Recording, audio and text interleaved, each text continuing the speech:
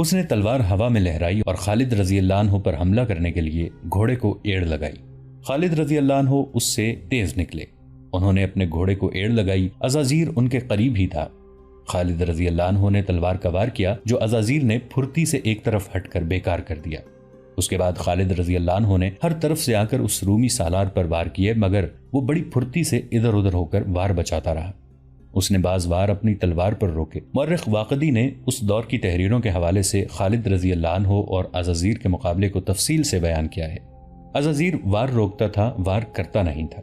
रूमी लश्कर से तो दादो तहसीन का शोर उठ ही रहा था। मुसलमानों ने भी अज़ाज़ीर की फुर्ती की दाद दी। खालिद रजी अल्लाह अन्हु ने अपना हाथ रोक लिया। ए अरब के सालार, अज़ाज़ीर ने कहा, क्या मैं तुझे कत्ल नहीं कर सकता? मैं तुझे जिंदा पकड़ूंगा और तुझसे ये शर्त मनवाऊंगा कि तू जिधर से आया है अपने लश्कर के साथ उधर ही चला जाए। खुदा की कसम, अब तू मेरे हाथों जिंदा गिरफ्तार होगा। खालिद रजी अल्लाह अन्हु ने भड़क कर कहा और उस पर झपटे। अज़ाज़ीर ने घोड़े को तेजी से मोड़ा और भाग निकला। खालिद रजी अल्लाह अन्हु ने घोड़ा उसके पीछे डाल दिया। अज़ाज़ीर ने घोड़ा तेज कर दिया और दोनों फौजों के दरमियान चक्कर में घोड़ा दौड़ाने लगा। अब मुसलमानों का लश्कर नारे लगाने लगा। खालिद रजी अल्लाह अन्हु उसके ताक़ुब में रहे। अज़ाज़ीर अपना घोड़ा और आहिस्ता कर लेता और जब खालिद रजी अल्लाह अन्हु उस तक पहुंचते तो वो घोड़े को एड़ लगा देता।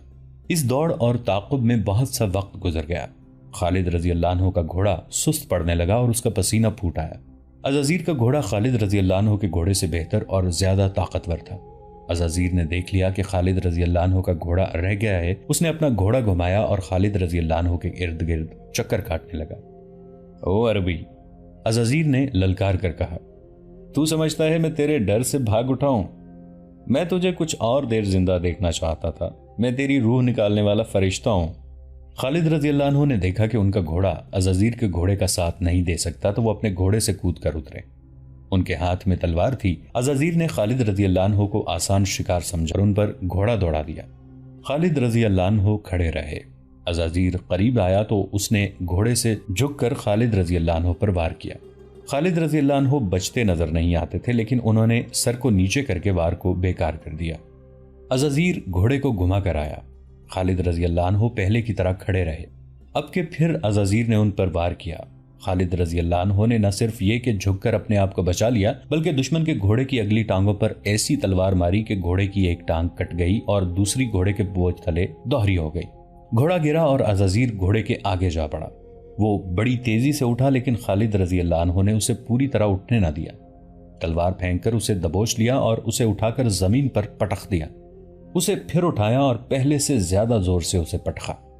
अज़ाज़ीर को इस खौफ ने बेजान कर दिया कि खालिद रजी अल्लाह अन्हु उसे मार डालेंगे, लेकिन खालिद रजी अल्लाह अन्हु ने उसे घसीटा और उसी तरह अपने लश्कर की तरफ ले गए और कुलूस के पास जा खड़ा किया। ये ले, खालिद रजी अल्लाह अन्हु ने उसे कहा, अपने दोस्त कुलूस से मिल। खालिद रजी अल्लाह अन्हु ने हुक्म दिया कि अज़ाज़ीर को भी बांध लिया जाए।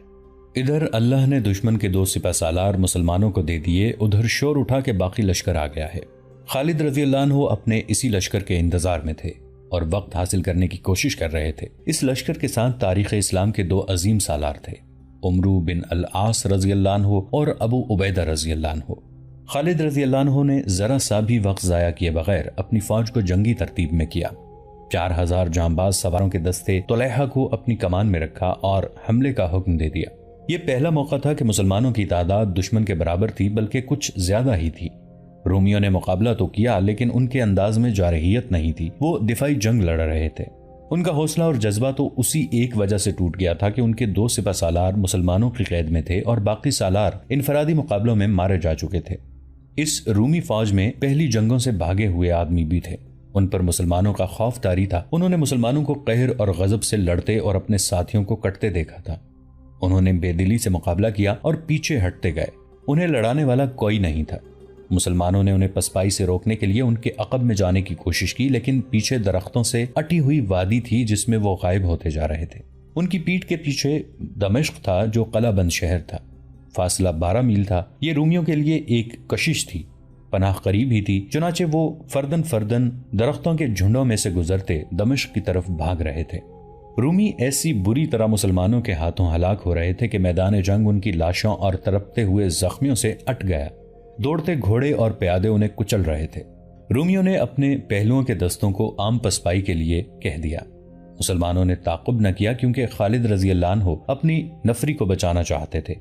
وہ بڑے کوچ کے تھکے ہوئے بھی تھے۔ بچے کچھ رومی دمشق پہنچ گئے اور شہر کے ارد گرد دیوار نے انہیں پناہ میں لے لیا۔ مسلمانوں نے مال غنیمت اکٹھا کیا، عورتوں نے زخمیوں کو اٹھایا اور انہیں مرہم پٹی کے لیے پیچھے لے گئیں۔ شہیدوں کی لاشیں ایک جگہ رکھ کر جنازہ پڑھایا گیا اور انہیں الگ الگ قبروں میں دفن کیا گیا۔ خالد رضی اللہ عنہ نے رات وہیں گزارنے کا حکم دیا اور تمام سالاروں کو اپنے پاس بلایا اور انہیں بتایا کہ دمشق کے محاصرے کو کامیاب کرنے کے لیے ضروری ہوگا کہ دمشق کی طرف آنے والے تمام راستوں کی ناکہ بندی کر دی جائے تاکہ دشمن اپنے دمشق کے رستوں کو کمک اور رسد نہ پہنچا سکے۔ خالد رضی اللہ عنہ نے فہل کے قلعے کے قریب ہی پہلے ایک گھڑ سوار دستہ چھوڑ دیا تھا۔ وہاں سے امداد آنے کی توقع تھی۔ خالد رضی اللہ عنہ نے 2 گھڑ سوار دستے 2 اور مقامات پر بھیج دیے۔ ان کے لیے حکم تھا کہ ان راستوں سے کمک آئے تو ان پر حملہ کر دیں۔ 20 اگست 634 عیسوی بمطابق 20 جمادی الاخر 13 ہجری خالد رضی اللہ عنہ نے دمشق پہنچ کر اس شہر کو محاصرے میں لے لیا۔ دمشق کے اندر جو رومی فوج تھی اس کی تعداد 16,000 کے لگ بھگ تھی۔ خالد رضی اللہ عنہ کے لشکر میں 20,000 مجاہدین تھے۔ شہیدوں اور شدید زخمیوں کی وجہ سے تعداد اتنی کم رہ گئی تھی۔ کچھ دستے مختلف مقامات پر رومیوں کی کمک کو روکنے کے لیے بھیج دیے گئے۔ یہ وجہ بھی تھی کہ مجاہدین کی تعداد 20,000 رہ گئی تھی۔ دمشق بڑا شہر تھا، اس کے 6 دروازے تھے اور ہر دروازے کا نام تھا۔ باب الشرق، باب توما، باب توما، باب حابیہ، باب فرادیس، باب کیسان اور باب صغیر۔ خالد رضی اللہ عنہ نے ہر دروازے کے سامنے 2-2، 3-3 ہزار نفری کے دستے کھڑے کر دیے۔ ہر دروازے کے لیے ایک سالار مقرر کیا گیا۔ رافع رضی اللہ عنہ بن عمیرہ، عمرو بن عاص رضی اللہ عنہ، شرجیل بن حسنہ رضی اللہ عنہ، ابو عبیدہ رضی اللہ عنہ، یزید بن ابی سفیان رضی اللہ عنہ۔ یزید کی ذمہ داری میں وہ 2 دروازے دیے گئے۔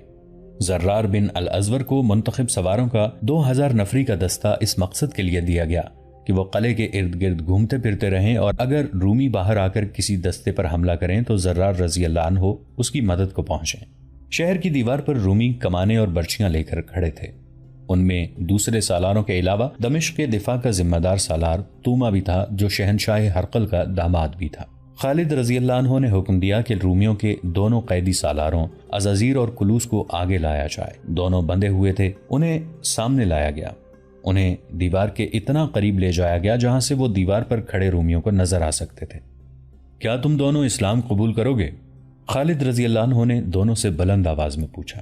نہیں، دونوں نے اکٹھے جواب دیا۔ خالد رضی اللہ عنہ نے زرار بن الازور کو آگے بلایا اور کہا کہ انہیں ان کے انجام تک پہنچا دو۔ زرار رضی اللہ عنہ نے تلوار نکالی اور دونوں کی گردنوں پر ایک ایک وار کیا۔ دونوں کے سر زمین پر جا پڑے، ان کے دھڑ گرے، تڑپے اور ساکت ہو گئے۔ دیوار سے تیروں کی بوچھاڑ آئی لیکن خالد رضی اللہ عنہ اور زرار رضی اللہ عنہ ان کی زد سے نکل آئے تھے۔ دمشق کا محاصرہ رومیوں کی تاریخ کا بہت بڑا واقعہ بلکہ حادثہ اور المیہ تھا، اور مسلمانوں کی تاریخ کا بھی یہ بہت بڑا اور بعض تاریخ نویسوں کے لیے حیران کن واقعہ تھا۔ حیران کن تو رومیوں کے لیے بھی تھا کیونکہ روم کی فوج اس دور کی بہترین فوج اور ناقابل تسخیر جنگی طاقت تسلیم کی جاتی تھی۔ رومی فوج دہشت اور تباہی کا دوسرا نام تھا۔ اس فوج نے ہر میدان میں فتح پائی تھی۔ کسرا کی فوج بھی اس سے کم نہ تھی لیکن رومی فوج نے اسے بھی شکست دے کر الگ بٹھا دیا تھا، لیکن اتنی دور سے آئے ہوئے اور اتنے تھوڑے سے مسلمان اسی رومی فوج کو شکست پہ شکست دیتے چلے جا رہے تھے، اور انہوں نے دمشق کو محاصرے میں لے لیا تھا جو رومیوں کا بڑا ہی اہم اور قیمتی شہر تھا۔ قیصر روم نے تو کبھی سوچا بھی نہیں تھا کہ دنیا کی کوئی طاقت اس کی بہترین اور دہشت ناک فوج کو اس مقام پر لے آئے گی کہ اس کے لیے رومیوں کی روایات اور وقار کا تحفظ محال ہو جائے گا۔ مسلمانوں کے لیے بھی شام میں فاتحانہ داخلہ اور دمشق کا محاصرہ بہت بڑا واقعہ تھا۔ ایک تو نفری دشمن کے مقابلے میں بہت تھوڑی تھی جو زخمیوں اور شہیدوں کی وجہ سے کم ہی کم ہوتی چلی جا رہی تھی، دوسرے اپنے وطن سے دوری پسپائی کی صورت میں ان کے لیے کوئی پناہ نہیں تھی، اس صورت میں انہیں کھانے پینے کو بھی کچھ نہیں مل سکتا تھا۔ مختلف ادوار کے جنگی مبصروں اور وقائع نگاروں نے لکھا ہے کہ خالد رضی اللہ عنہ کے لشکر نے، جس کی نفری ہمیشہ خطرناک حد تک کم رہی ہے، تاریخ نویسوں کو حیرت میں ڈال دیا ہے۔ اگر جنگی مہارت اور قیادت کی بات کی جائے تو سر فہرست 2 فوجیں آتی ہیں، ایک قیصر روم کی فوج اور دوسری کسرا کی فوج۔ یہ دونوں فوجیں عسکری اہلیت اور قیادت کی وجہ سے مشہور تھیں۔ بے شک خالد رضی اللہ عنہ کی جنگی قیادت، تیز رفتار نقل و حرکت اور میدان جنگ میں چالوں کا مقابلہ کم ہی سالار کر سکتے تھے، لیکن عقیدے کی سچائی اور جذبے کی شدت کو نظر انداز نہیں کیا جا سکتا۔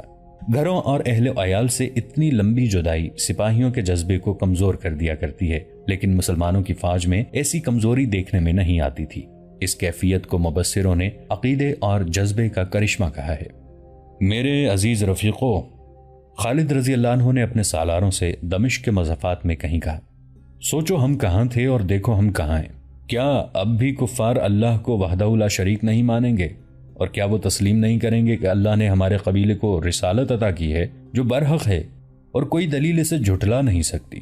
اور تم اللہ کا شکر ادا نہیں کرو گے جس نے تمہیں اتنے طاقتور دشمن پر فتح دی ہے؟ کوئی شمار نہیں اس کی رحمتوں کا، لیکن اس کے لیے جو اس کی رسی کو مضبوطی سے پکڑتے ہیں۔ بے شک بے شک، کئی آوازیں سنائی دیں۔ اور اے برہنہ جنگجو، خالد رضی اللہ عنہ نے زرار رضی اللہ عنہ بن الازور سے، جو خود زرہ اور قمیص اتار کر لڑا کرتے تھے، کہا، خدا کی قسم تو اپنے آپ کو قابو میں نہیں رکھے گا تو ایک دن تو ہی نہیں ہم سب افسوس کر رہے ہوں گے۔ ولید کے بیٹے، زرار رضی اللہ عنہ نے کہا، دین اسلام کے دشمن کو دیکھ کر اپنے آپ پر قابو نہیں رہتا، لیکن اس میں کوتاہی نہیں کروں گا کہ تیرے ہر حکم کی تعمیل مجھ پر فرض ہے۔ زرار بن الازور کے بولنے کا انداز اتنا شگفتہ تھا کہ سب ہنس پڑے۔ خالد رضی اللہ عنہ کے ہونٹوں پر جاں فضا مسکراہٹ آ گئی۔ انطاکیہ کی فضا ہنسی اور مسکراہٹوں سے محروم ہو گئی تھی۔ اس شہر کو رومی شہنشاہ ہرقل نے اپنا جنگی ہیڈ کوارٹر بنا لیا۔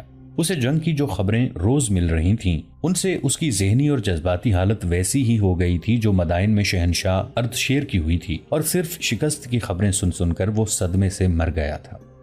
مرج الصفر میں رومیوں کو جو شکست ہوئی تھی اس نے تو ہرقل کو باولا کر دیا تھا۔ پھر اسے اپنے سالاروں کے مارے جانے کی اطلاعیں ملنے لگیں۔ عزازیر زندہ ہے، ہرقل نے بڑے جوش سے کہا۔ کلوس ہے، یہ دونوں عرب کے ان بدوؤں کو دمشق تک نہیں پہنچنے دیں گے۔ شہنشاہ معظم، محل سے آئے ہوئے قاصد نے کہا، وہ دونوں زندہ نہیں۔ کیا تم مجھ سے یہ جھوٹ منوانا چاہتے ہو؟ ہرقل نے غضبناک آواز میں کہا، کیا تم جھوٹ کی سزا سے واقف نہیں؟ سب کچھ جانتے ہوئے یہ خبر سنا رہا ہوں شہنشاہ معظم، قاصد نے کہا۔ ان دونوں کو مسلمانوں نے زندہ پکڑ لیا تھا اور دونوں کو انہوں نے دمشق کی شہر پناہ کے قریب لا کر قتل کر دیا ہے۔ اور میری بیٹی کے خامند کی کیا خبر ہے؟ شہنشاہ ہرقل نے اپنے داماد سالار توما کے بارے میں قاصد سے پوچھا۔ سالار توما دمشق کے اندر ہیں، قاصد نے جواب دیا، اور محاصرہ توڑنے کی کوشش کر رہے ہیں۔ دمشق کا محاصرہ ہم توڑیں گے، شہنشاہ ہرقل نے کہا۔ ہرقل نے انطاکیہ میں اسی لیے ڈیرے ڈالے تھے کہ فوج تیار کر کے جہاں بھی کمک کی ضرورت ہوگی وہاں فوج بھیجے گا۔ اس نے پہلے ہی لوگوں کو فوج میں بھرتی ہونے کے لیے تیار کرنا شروع کر دیا تھا۔ گرجوں میں پادری صرف اس موضوع پر واز کرتے رہتے تھے کہ لوگوں کا فوج میں بھرتی ہونا کتنا ضروری ہے۔ وہ کہتے تھے کہ عیسائیت کا خاتمہ ہو جائے گا، اور وہ اسلام سے لوگوں کو خوفزدہ کرتے تھے۔ خالد رضی اللہ عنہ جب دمشق کی طرف بڑھ رہے تھے اس وقت ہرقل نے اعلان کیا تھا کہ جو فوج تیار ہو گئی ہے وہ اس کے معائنے اور احکام کے لیے اسے دکھائی جائے۔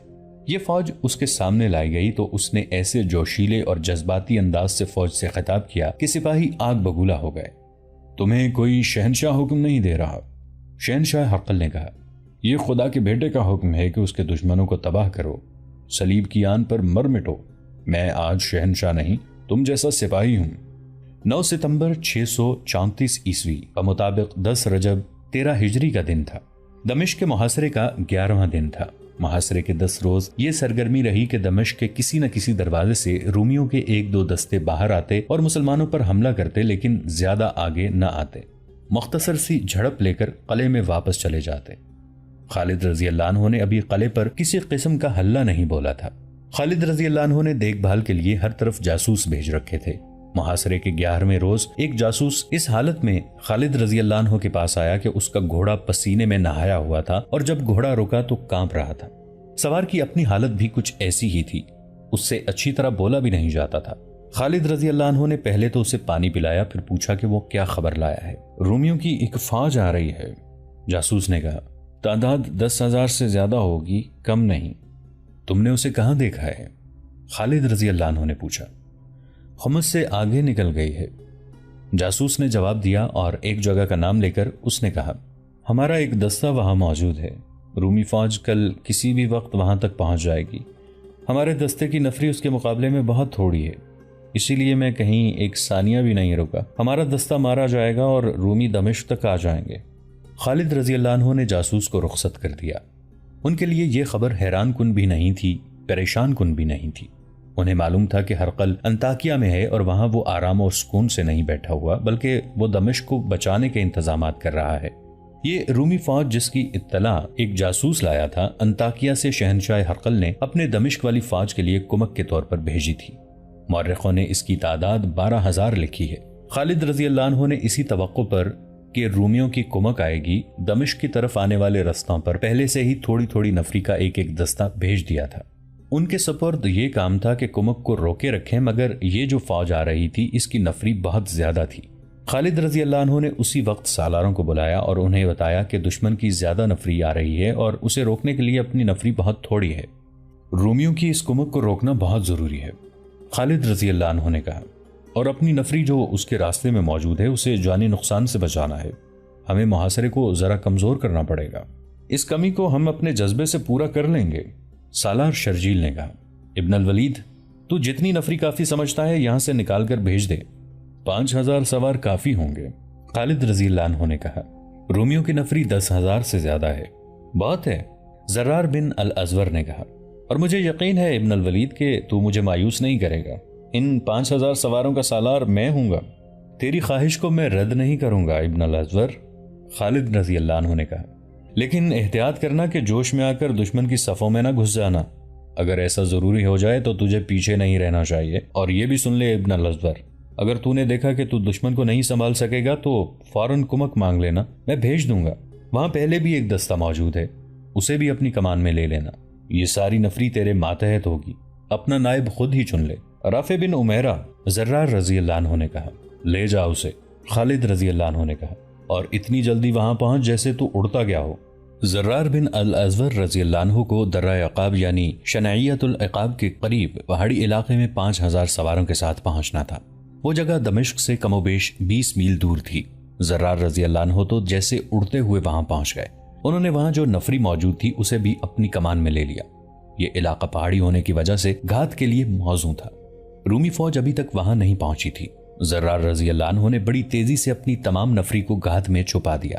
اس کے ساتھ ہی اس روز کا سورج غروب ہو گیا۔ زرار رضی اللہ عنہ نے سنتری اس ہدایت کے ساتھ مقرر کیے کہ وہ ٹیکریوں اور چٹانوں کے اوپر چلے جائیں، باہر نہ جائیں۔ پوری احتیاط کی جا رہی تھی کہ دشمن کو گھات کا پتہ نہ چلے۔ رات گزر گئی، صبح طلوع ہوئی اور اس سے تھوڑی ہی دیر بعد دشمن کی فوج آ گئی، اور یہ صحیح معنوں میں فوج تھی، نفری زیادہ، تنظیم نہایت اچھی۔ دیکھا گیا کہ اس فوج کے ساتھ بے شمار گھوڑا گاڑیاں تھیں جو سامان سے لدی ہوئی تھیں، اور اونٹوں کی تعداد بھی بے حساب تھی جن پر بوریاں لدی ہوئی تھیں۔